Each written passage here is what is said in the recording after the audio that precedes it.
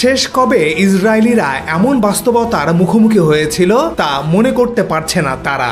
বছর ধরে বৈজ্ঞানিক গবেষণা নষ্ট করে দিয়েছে। এই হামলা ইসরায়েলি বিজ্ঞানীদের কাছে একটি শীতল বার্তা পাঠিয়েছে, যেখানে পরিষ্কার এই বিজ্ঞানী এবং তাদের দক্ষতা এখন ইরানের সঙ্গে ক্রমবর্ধমান সংঘাতের লক্ষ্যবস্তু।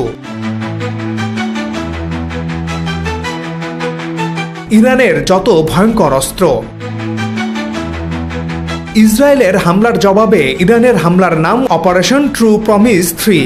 শুক্রবার পর্যন্ত আইআরজিসি ইসরায়েলের ওপর 15 দফা ক্ষেপণাস্ত্র হামলা চালিয়েছে। সামরিক বিশ্লেষকেরা ইরানি ক্ষেপণাস্ত্র হামলার কয়েকটি বৈশিষ্ট্য চিহ্নিত করেছেন, যা ইসরায়েলি আকাশ প্রতিরক্ষা কৌশলকে প্রায় অকেজো করে তুলেছে।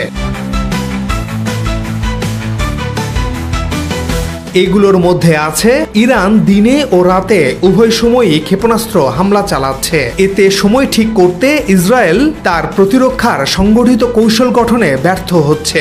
ইরান ব্যালিস্টিক ক্ষেপণাস্ত্র ও আত্মঘাতী ড্রোন সহ বিভিন্ন অস্ত্র ব্যবহার করেছে। তাদের রণকৌশলে এমন বুদ্ধিদীপ্ত ছাপ দেখা যাচ্ছে যে বিভ্রান্ত হয়ে পড়ছে ইসরায়েল। ইরান কখনো কখনো খেলনা দিয়েও তাদের আয়রন ডোমকে নাকানি চুবানি খাওয়াচ্ছে। এর ফলে আগাম পূর্বাভাস দিতে পারছে না ইসরায়েল।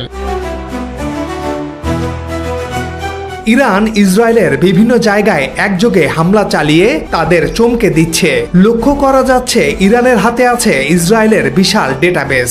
এতে ইসরায়েলের সামরিক ঘাঁটি, তেল শোধনাগার, গুরুত্বপূর্ণ অবকাঠামো সহ নানা লক্ষ্যবস্তুতে হামলা চালানো